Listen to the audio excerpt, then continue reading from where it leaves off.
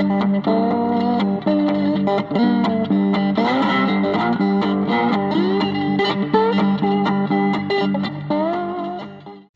Zagales, la historia como ciencia y conciencia es apasionante y no deja indiferente a nadie. Es el tiempo pasado y su estudio de forma objetiva por medio de fuentes de información lo que guía a los historiadores para realizar su trabajo. Todo lo ocurrido se ha tenido que ordenar en el tiempo para intentar gestionar su comprensión y por eso entendemos dos periodos, la prehistoria y la historia. Esta última arranca por la aparición de la escritura y la prehistoria arranca con el origen del ser humano. Todo este proceso es el de la historia de la humanidad hasta el día de hoy. En primer lugar, la edad de piedra y la edad de los metales son los dos grandes periodos en los que se divide la prehistoria, que la ordenamos en función de la tecnología que los homínidos fueron capaces de dejarnos como legado arqueológico. Los orígenes del ser humano, sin ánimo de que ningún religioso se ponga farruco, parte de la teoría de la evolución, algo que no está para que te lo creas, sino para que lo aceptes.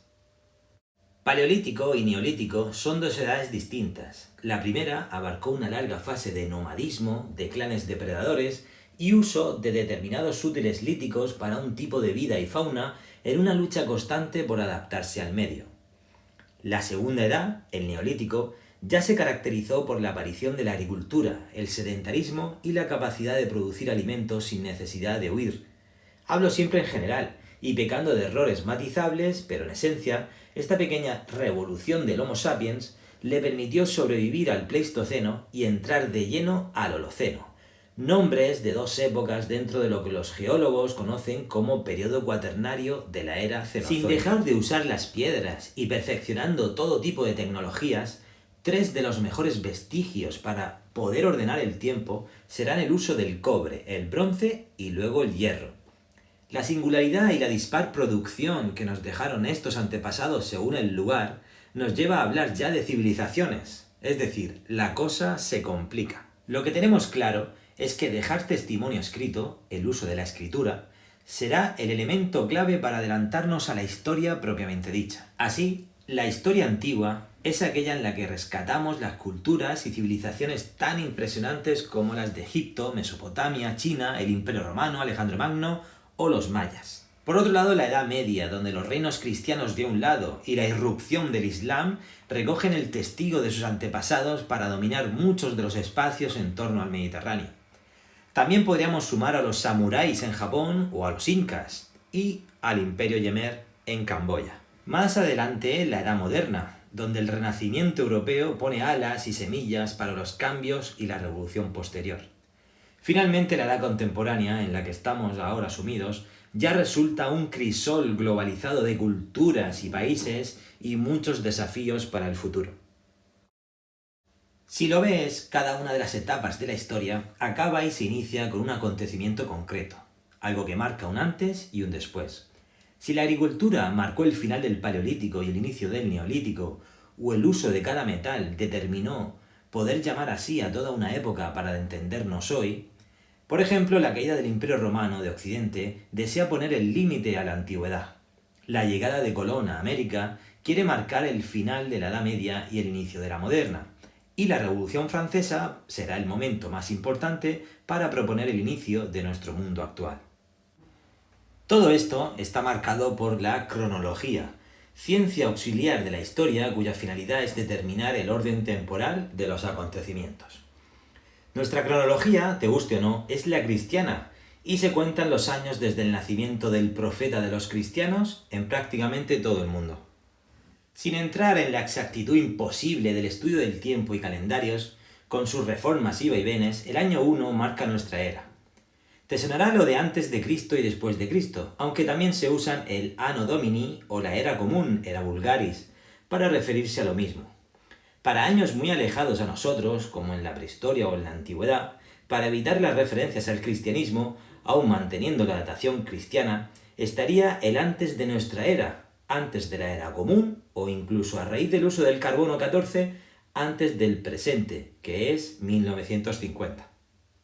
Según las evidencias más antiguas, para no pillarme los dedos, para que mi vídeo me dure un tiempo y para ser coherente a los posibles cambios que los paleontólogos puedan aportar, Los primeros homínidos podrían haber habitado África hace unos 3 o 5 millones de años. La agricultura ya se usaba hace unos 12.000 años. La escritura ha quedado constatada en restos arqueológicos de Oriente Medio en el 3000 antes del presente. El Imperio Romano cayó en el año 476. Colón se topó con América en 1492 en su espectacular periplo en alta mar y tuvo unas consecuencias brutales. A los franceses les debemos mucho con su azote de rabia revolucionario en 1789. Así, tendríamos una periodización de la historia más o menos aceptada, pero solo si eres europeo, supongo. No creo que le importe a un estudiante japonés que Colón llegase a América, o a un argentino que cayera el Imperio Romano, o incluso a un aborigen australiano que se usara la escritura en Oriente Medio, no le iba a cambiar su visión de la vida o la muerte. Incluso si estamos en España o estamos estudiando la península ibérica, fijaos que para hablar de prehistoria habría que irse a Atapuerca en torno al 800.000 antes del presente. Eso quiere decir que miles de años ha estado esperando nuestra tierra congelada hasta que alguien decidió que era posible vivir aquí. En cuanto a la aparición de la agricultura, solo se dará cerquita del Mediterráneo con 2000 años de retraso. Si en lo que hoy conocemos como Irak ya se planteaban poemas escritos súper bonitos como el de Gilgamesh, aquí nos tirábamos piedras en la cabeza todavía y tuvimos que esperar a que los fenicios nos enseñaran a escribir. La caída del Imperio Romano en el 436 me gusta, pero bien podríamos valorar ese cambio de época al instalarse los visigodos unos años después definitivamente.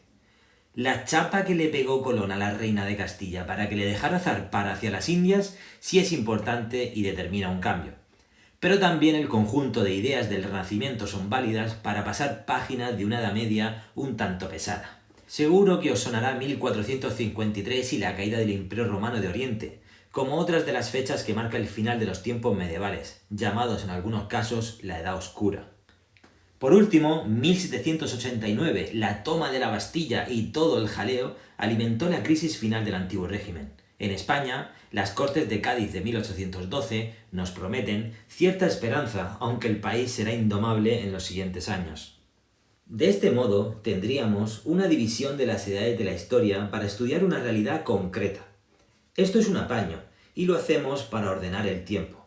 Por ello, siempre ha habido eras, entendidas como un ejercicio de orden temporal a partir de un acontecimiento fijo y convencional desde el cual se comienzan a contar los años.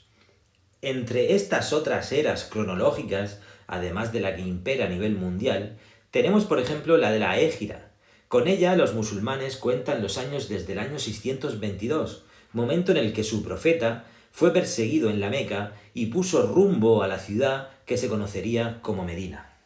Los griegos contaban los años desde la primera Olimpiada, que se entiende que fue en el 776 antes de nuestra era, y así cada 4 años. Otra era, la de los romanos, lo hacía desde la fundación de la ciudad de Roma en el 753, y luego pues hubo otros cónsules y emperadores que plantearon otros modelos. Alrededor del año 2697 se introdujo el calendario de 5 ciclos de 12 meses regidos por animales en China. En el 1793, la nación francesa resolvió crear una nueva era y formar un nuevo calendario fundado en principios filosóficos, aunque les durara bien poco. Cortando el rollo, las ganas de postergarse en el tiempo, recordar el pasado o usar la memoria con fines perversos ha estado presente en todas las civilizaciones del mundo. Egipcios y babilónicos contando cada reinado, aztecas y mayas perfeccionando los ciclos agrícolas. Desde los primeros seres humanos con capacidad de dejarnos estas huellas y pistas, el mundo no ha parado y el objetivo es estudiar ese maravilloso pasado. Las modificaciones de los meses y días, el uso de diferentes calendarios y los miles de ajustes solo demuestran la preocupación que siempre hemos tenido por el tiempo, convirtiendo la historia en esa ciencia y conciencia que tanto nos gusta.